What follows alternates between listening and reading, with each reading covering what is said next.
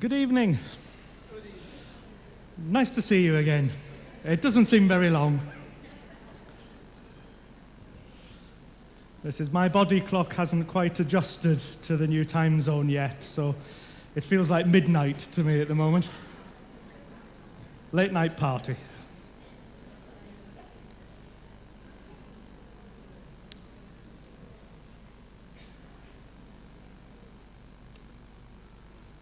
This session, we're going to look at questioning. And I'm looking at that as a culture of questioning. What do we need to believe in? What would the environment be like? What opportunities do we give children through questioning? What sits behind the questions we ask? I am aware that I am all that stands between you and the hotel bar. So I will try and finish promptly at 7. So we'll have an introduction to how questioning might work. Questioning is a very practical activity. Working with schools is very much about working closely with teachers on questioning techniques, skills, modeling questioning with students. So what I want to pick up on in this session, so that we're not trying to all answer questions for the next 40 minutes, is what sits behind the questions that we ask.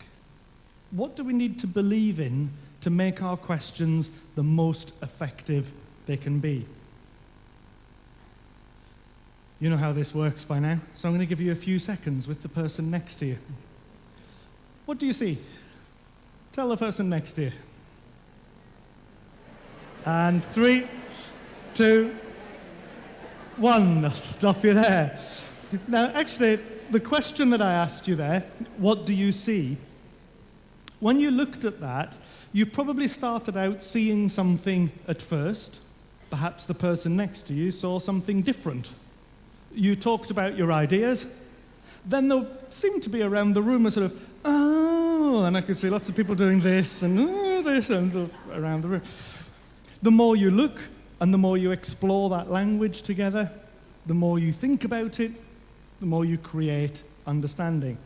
What sits behind questioning is the idea that we're trying to explore, that actually we all see things in a slightly different way. I'm saying the same words to all of you, but you will all hear something slightly different. We interpret differently. We've all had so many different experiences in our lives that when you hear something, it's like a lens. It bends the light in a different way. We're talking about questioning. So I'm going to ask you to share with the person next to you again your perspective. Why is questioning important? You might have a very different experience to the person next to you. You might teach in different schools, different ages. Why is questioning important to you? Take 2 minutes to talk to the person next to you about questioning in your practice. Why is it important?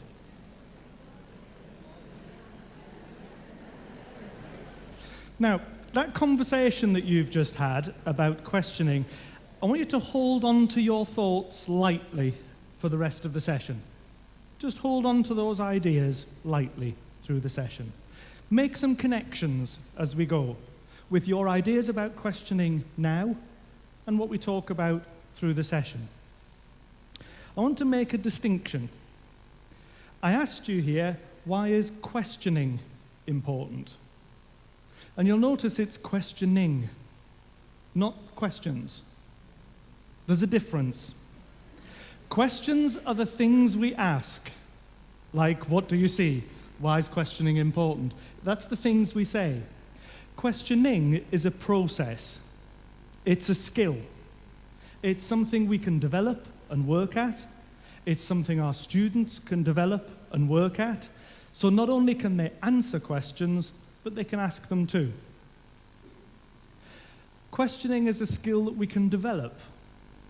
That means we never quite master it. We can keep getting better. We can keep finding new ways. We can keep being surprised by questioning. And it's a process. It's step-by-step learning. questioning should take children through steps of thinking. It can start simple and get more complex. It can start surface and go deeper. It can start deeper and go surface. You can play with questioning. Questioning is a process and a cycle. But I do want to think about this idea of questions themselves. Questions form an enormous part of what we do as teachers. Sometimes we're not even aware that we're asking them. What do you think? Average number of questions that teachers ask in a day? See, we're going specific at this time of day there. Very many was the answer.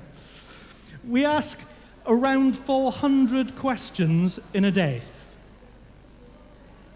400. It's quite a lot, isn't it?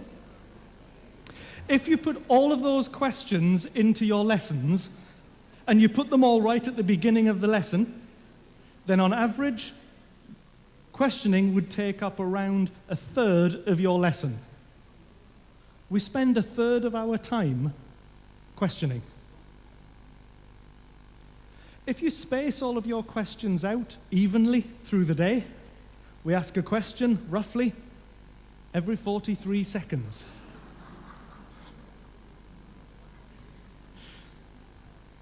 In our careers, we will ask over 1 million. Although somebody said to me once, actually I just asked one question, I repeat it 1 million times. Thought, yeah, it feels like that sometimes, doesn't it? Now, when we're focusing on questions, it can sort of lead us down this wrong path, because those questions involve all sorts of things. Have you got your pencil, for example? Quick questions that we can fire out. And this might sound like I'm being a bit picky, but questions like, have you got your pencil? Did you do your homework?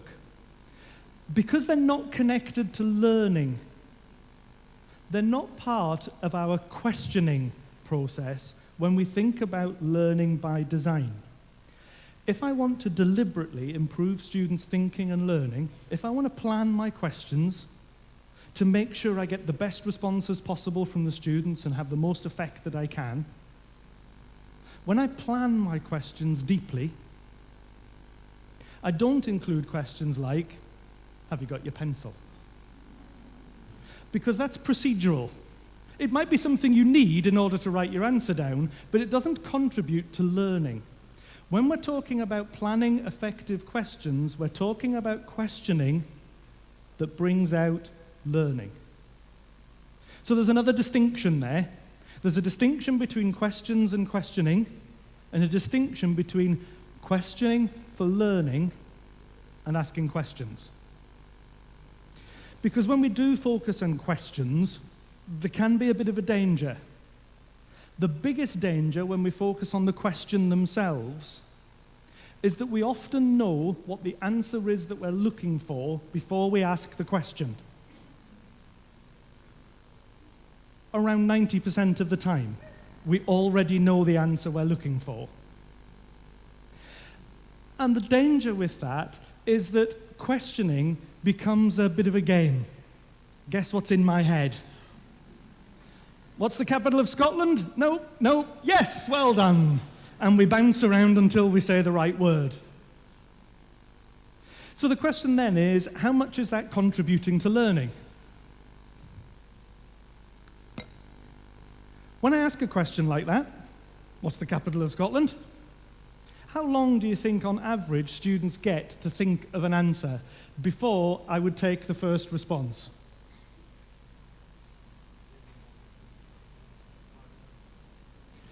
.8.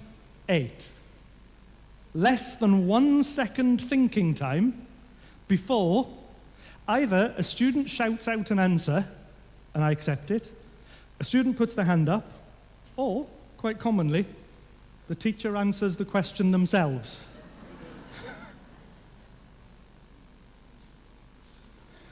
And actually, that's an average. So sometimes it's quicker than that. And the reason it's quicker than that is because sometimes we get halfway through the question The students have already worked out what you're going to ask because I'm busy talking about Scotland and have you been to the capital city? What's the capital of it? Edinburgh. Yeah. So some students are sitting in the room thinking, I didn't even hear the question. It's quite hard to engage with, isn't it? So they don't get much thinking time. And if they don't get much thinking time, how long do you think, on average, a student would talk for to give their answer? Just over a second. And if you think about it, what's the capital of Scotland? Edinburgh. Edinburgh doesn't take very long to say. Now, if you think back to the last session, I was talking about the power of language, learning language. Getting students to talk empowers them. If they're only getting a second to think and a second to speak, there's not much empowerment. So students have perfected what to do during questioning in the classroom. The ones who know the answer, student A in our example from earlier, the ones who know the answer have perfected putting their hand up or shouting out at just the right time to get the pat on the head that they want. The students who think, I don't have time to work this out and I don't know the answer already, have perfected a look of disinterest. Not active disinterest, because they don't want to look like they're not listening, because then you might pick on them. But they don't want to look like they're listening either, because then you might pick on them. So they just sit. I'm here, I'm listening, but don't ask me. They've perfected that disinterest. So opting out of questioning has become a reality for a lot of children, because they know what the game is. I need to know the answer that's in his head, and if I know it, I get a pat. If I don't know it, he'll tell me what it is anyway. And that comes back to the same question I asked you earlier. How can we help students to become independent learners for life, prepare them for the world? Questioning is a great way in. When our questioning is effective, it helps students develop resilience to challenge, struggle, to develop strategies and techniques to improve their learning, and it develops their language. But we have to give them the space to do that and the opportunity. We want to encourage thinking through our questioning.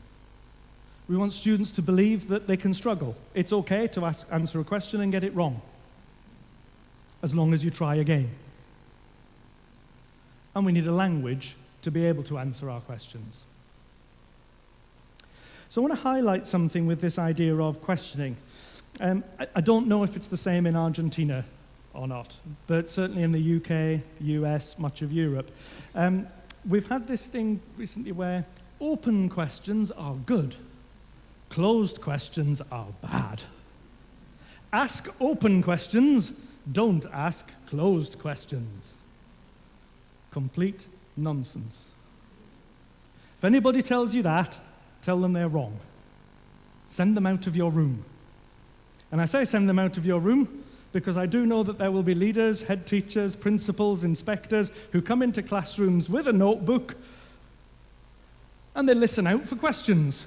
That was a closed question. Closed question. Closed question.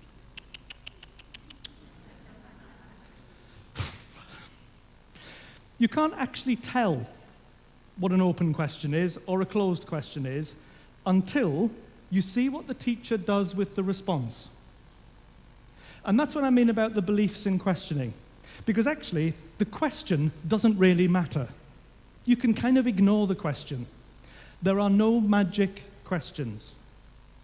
There are no perfect questions that magically make students think. There are only questions. It's the intention behind the question that's important. And that's what we mean by questioning. Why are you asking the question in the first place? What do you hope to get? And when you get an answer from the student, what will you do next? That intention is about what makes our questioning more effective.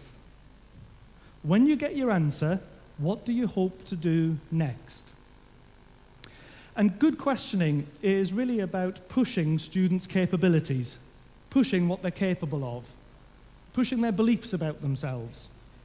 Questioning, to my mind, is the most powerful tool we have in the classroom. It's well used, but underused for its full potential. As so many stories start, I was sitting in a pub with some friends one of those nights when a friend announced that he knew how elephants were trained. I said, wow, great. Suddenly we all became very interested in how elephants are trained. He said, what happens is when an elephant is very small, you attach a rope to its leg, and that rope is attached to a wooden post in the ground. So the baby elephant can walk, but when the rope stretches, it feels a tug on its leg, and it stops and goes back. It can go in a different direction, but it feels that tug on its leg, stops, and goes back. As the elephant gets bigger, you put a stronger rope around its leg. It's shorter, and it's attached to a solid post in the ground. So the elephant can still move, but then it feels that tug on its leg, it stops, and goes back. By the time the elephant has become an adult, you replace the rope with a chain. The chain goes around its leg, and the chain is attached to a concrete post that is permanently in the ground. The elephant can walk, but it feels that tug on its leg, it stops, and goes back. Now, we were sitting in the pub, so we were fascinated by this. I said, great. And he said, but what's really interesting about that is that an adult elephant can easily, with one kick of its leg, snap the chain or pull the post right out of the ground. But it doesn't. And it doesn't because it spent its lifetime learning that when you feel that tug on your leg, you stop, give up, and go back. And it doesn't think to challenge that. So the adult elephant, huge as it is attached to a post in the ground because that tug reminds it, stop, give up, go back. And I thought that was a really interesting metaphor for us and our learning, isn't it? Think about yourself. Think about the students. The tug isn't a chain on our leg, but you feel that tug in the brain. When something gets difficult, I'd rather stop, give up, and go back. And we create our own chains. How many of you have ever said, I'm crap at art? I can't sing. I'm terrible at maths. As all the maths teachers putting their hands up there. We create these chains ourselves. So when we go into a situation we find difficult, we feel that tug on our leg, we stop, give up, and go back. And it's the same for children. I was in a parent-teacher meeting a few years ago now with a boy. Hadn't been doing very well that year. Hadn't got very good marks in his English. And we were talking about that at the parent-teacher meet. And the dad turned to his son and said, don't worry, son, I was crap at English too. What message is that giving the boy? I'm terrible at English, so there's no chance for you. My father before me was terrible at English, and his father before him. We're a family of failures at English, and you're just the next in the line, boy. We create these chains. And sometimes, perhaps inadvertently, we can do that with our students too, especially through questioning. I want to use this metaphor for learning. It's two roads. Often our questioning pushes students down this road. What's the capital of Scotland? Now, if you know the answer, you put your hand up and you say it. If you don't know the answer, you just avoid the question. It's very easy. It's a simple path to take. So our questioning should steer students down a more complex path, a more challenging path. Now, this is a metaphor, but if this was real and we were going to go for a walk, you can take the left path. It'll be easy, nice, a pleasant stroll, well within your comfort zone. But it's when you take that right-hand path that the adventure begins. On that adventure, you need strategies. What if I get lost? What if I twist my ankle? There might be some danger. What could go wrong? I might need to solve a problem. When you get to the end of the journey, which journey will be most memorable? You're going to remember that challenging journey, aren't you? Because that simple journey, every bit of the path looked the same. So part of our questioning should be pushing children down that right-hand path, creating challenge. Not just accepting the first easy answer that comes our way, but challenging it, making them think and rethink their ideas. Our job shouldn't be to help them get the right answer. Our job should be to put difficulties in the path. That's what good questioning is for. Creating blocks that you have to go around. Because then you need to think. You don't do that with the first question you ask. You do that with your response to the first question you ask. When I first started teaching 20-something years or so ago now, I had a mentor. He was more of a tour mentor, actually. His name was Jim. Jim was a few years from retirement. Lovely bloke, but he knew every trick in the book. And he thought his legacy was to teach me every trick in the book that he had. Something special in his bottom drawer for a Friday afternoon, so whoop, you set the kids off with something quiet so you can have a little drink of something nice in the afternoon. God, those were the days. Jim taught me as well, that, actually I still use this one. He said, anywhere you go in the school, it doesn't matter what you're doing or where you go, just make sure you've got a piece of paper in your hand. You look busy. So the next day I thought, I'll try. I just walk around with paper in my hand and say, oh, Martin, you're so busy. Oh, okay. Nobody stops you. Oh, yeah, you can have that one. As a strategy, try it when you're on Monday. But actually, Jim came in to watch me teach a lesson. I was teaching a maths lesson, grade 5. At the end of the lesson, Jim gave me this feedback. How often does our teaching get in the way of their learning? And it's stuck with me ever since. I didn't understand it at first. It took me a bit of thinking. But I was in a lesson teaching maths. It's grade 5. 2 boys were sitting down at the front, and they were struggling. They were finding it difficult. And you know when you're sitting at the side of the room, and you can see these 2 boys are finding it difficult, and they become a bit more animated. So they start out, and then they're looking at each other. And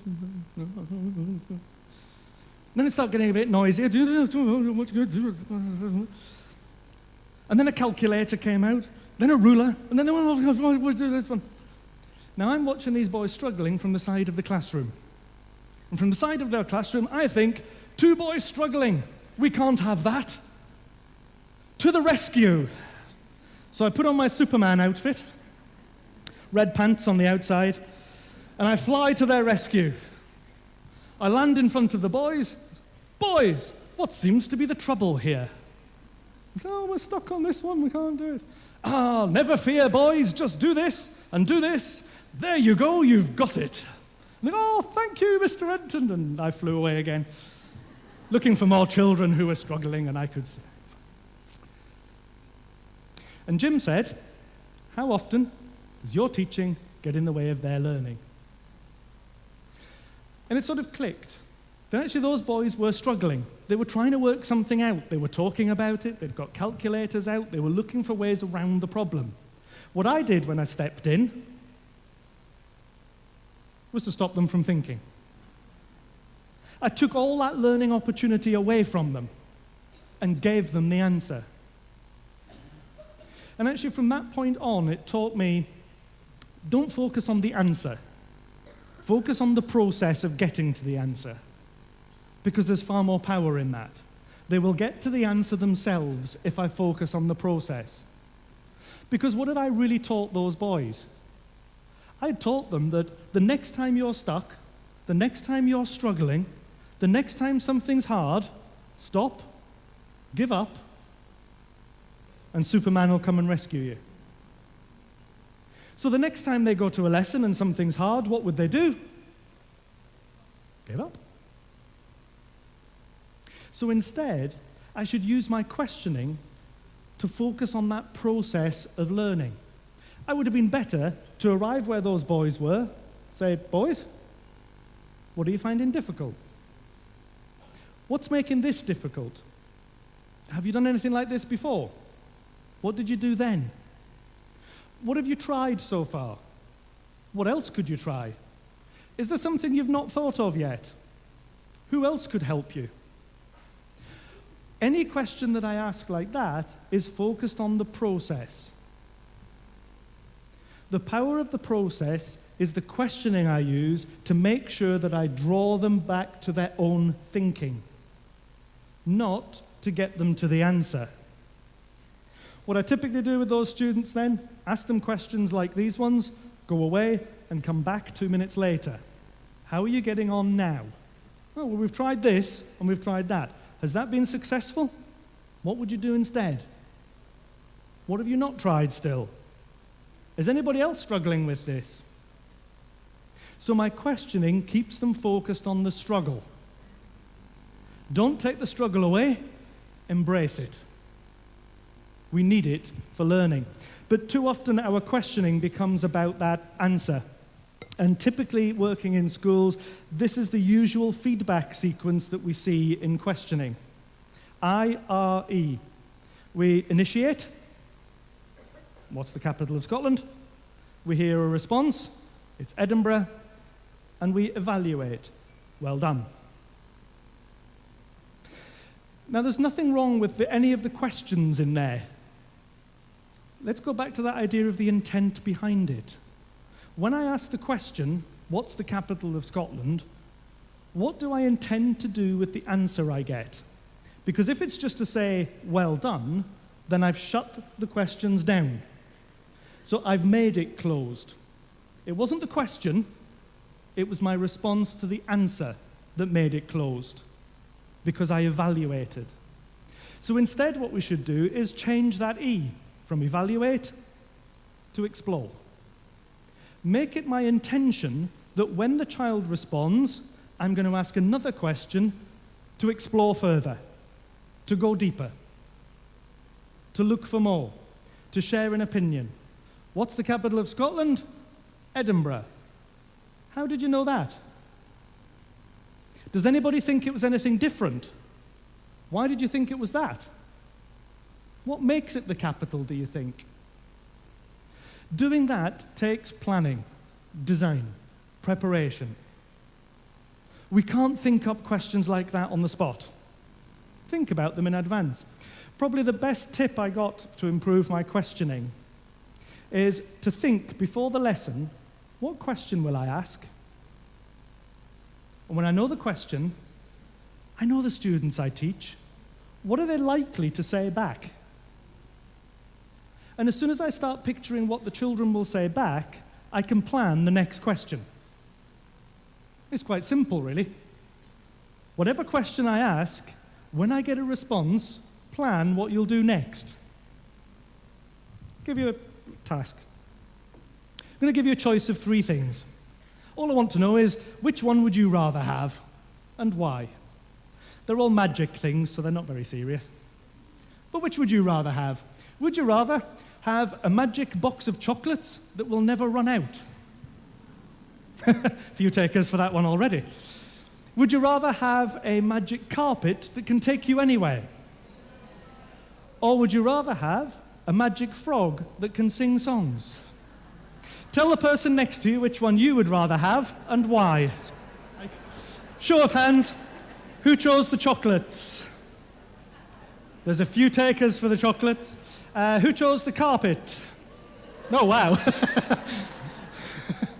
You want to be a carpet seller in Buenos Aires right now. Did anybody choose the frog? 2. A few takers for the frog. Okay, well, let's think about the carpet then. That first question, let's forget whether it's an open or closed question. Doesn't matter. It's just a question. It got you thinking, it got you making a decision. But now that we've got our answer, most of us chose the carpet, so let's work with that. How might we explore? So instead of just saying, well done, you've picked the carpet, we can explore. What I'm interested in is if I try and challenge you, if I push you down that right-hand path, I might challenge the assumptions that you've made in choosing the carpet.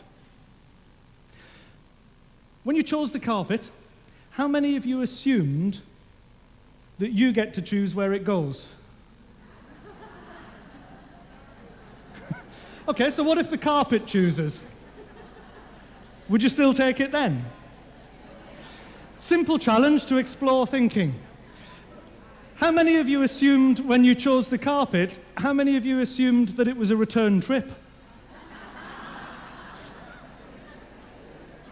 So what if it's one way only and the carpet chooses? Would you still go with that one? So we can challenge students' thinking. Look at the gaps in what they say. And you can create quite simple challenges. I'm going to give you 30 seconds. Choose one of the other ones, or do the carpet if you like. If you did that with your students, what assumptions might they make, and how might you challenge it? Just give you 30 seconds, see if you can come up with some challenges for the students if they chose the carpet or one of the others. And 3, 2, 1. I'll stuff you there again. Did you get some challenges in?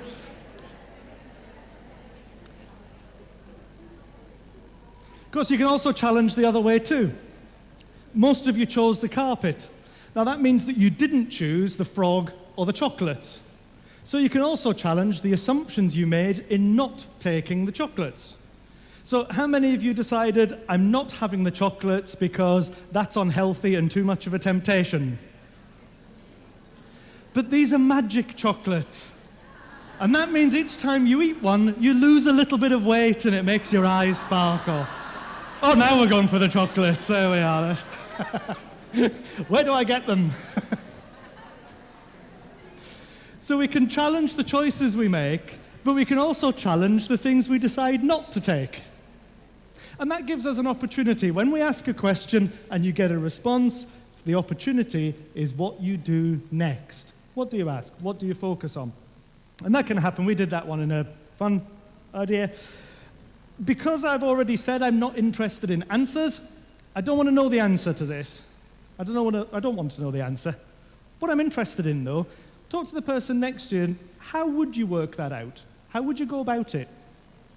What would you do to work that out? Stop you there again. Now, don't worry, I'm not going to ask you for the answer to that one. But doing that with students means that when I'm asking those questions, when I'm looking at that questioning idea, what I'm focusing on is the process rather than the answer. When we're focusing on the process, students can be far more willing to share. So I would do it this way, okay? Did anybody else do it that way? We did. Did anybody do it a different way? We did. What did you do? Okay, did anybody do it differently to that? Okay, so now we've got 3 different ways to do the same thing. Pick one, try it. Now try it a different way. Did you get the same answer? Why? Why not? So what we're teaching the children is the process of learning. And we're getting them involved in all that thinking and all that language, instead of just the answer. Because, of course, the answer gives us very short speaking time. When I'm thinking about improving my questioning, that skill, the key question to ask yourself is, why am I asking the question in the first place? If you know why you're asking the question, the next thing to ask yourself is, what will I do with the response when I get it? Will I just say, well done, and stop there? Or will I ask something else to push them on? Explore rather than evaluate. We talked about these 2 roads, and the idea of questioning is to take students down the more memorable path.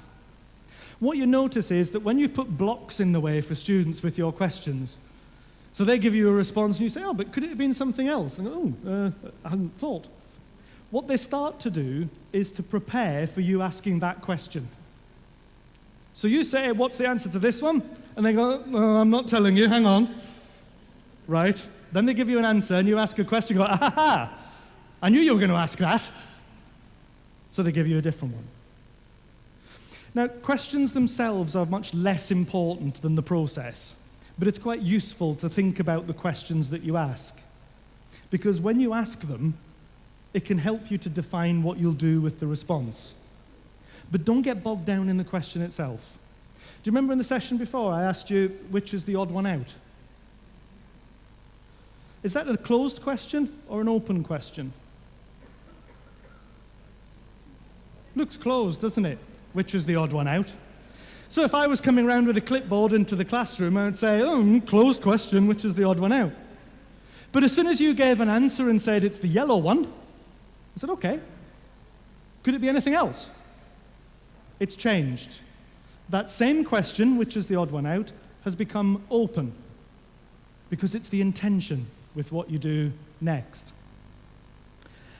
Good questioning promotes resilience. Small challenges that students need to rise to all the time. Small challenges that they can deal with and learn to deal with. So that we don't just get a simple, easy answer every time. Let's not accept the first simple answer that comes our way. Disappear and come back again. Clever. Magic screen. It teaches students to create a sort of mental toughness, if you like, and you get that by developing strategies to cope with things that are difficult. So even if something has been difficult, you've tried it before and it didn't work, what will make you go back again is having a different strategy to try, a new way to approach it. And questioning can form the basis of that. Have a look at this. What's this? A circle, thank you. What else could it be? A table. Sun. What else could it be? What else could it be? What else could it be? You've got 30 seconds with the person next to you. Think of 3 more things that this could be.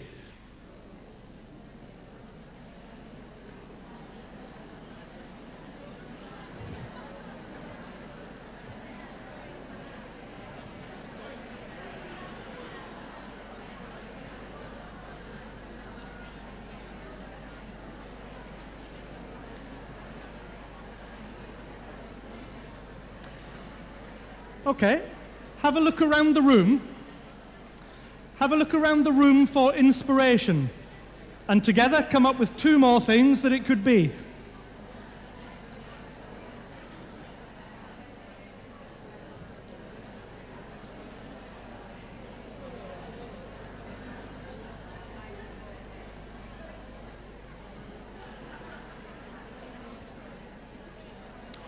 Now I'm just going to give you a random word, first word that comes into my head. Beach. Beach. Think about the beach and see if you can make 2 more things that this could be.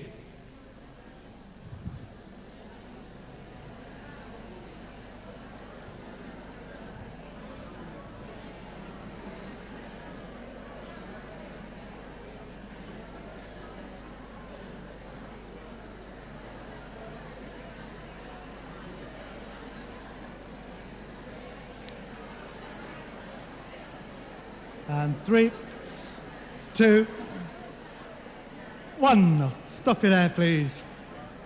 A couple of things on that one. We're talking about questioning, but we're also looking at that idea of strategies. We did 2 things in there. The questioning. The questioning was, what's this? That is not a magic question. It is not a clever question. What's this? I'm not going to be able to write a book on that. But my intention when I get the first response, it's a circle, because I kind of guessed you would all say that. So my next question is, what else could it be? And whatever you say after that, my next question will be, what else could it be? Because my intention is to get you to think and rethink and rethink and rethink. And then when you started to get stuck, and you thought, I've run out of ideas, I'm not creative anymore, because it's 7 o'clock at night now, then I presented you with some strategies. Talk to the person next to you. get some more ideas. Look around the room for inspiration. Think about a beach, get some more ideas. So you can keep thinking. Questioning and strategies that help with challenge. Helps us get past that resilience, struggle, difficulty. So, if I was to sum up improving our questioning skills, the process of questioning, it would be, first of all, know your intent. Why are you asking the question in the first place? Secondly, listen to the answer so that you can respond. The response is key. So plan your responses. And a simple technique for that is, if you think of asking a question like, what's this? Predict the answer, a circle, and then think, what will I ask next? What else could it be? If we want to improve our questioning technique, it's worth having a few questions to get you started with, to come back to, but focusing on that planning bit. That's that learning by design.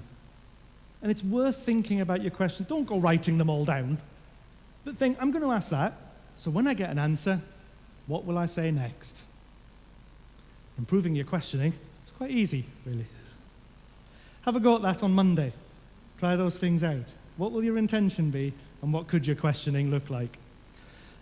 Again, we've got a slightly shorter session, so I'm going to stop there. That one just run over slightly, but I think, Silvana, you needed to give a message before everybody leaves when he goes. But thank you very much for paying attention so late at night.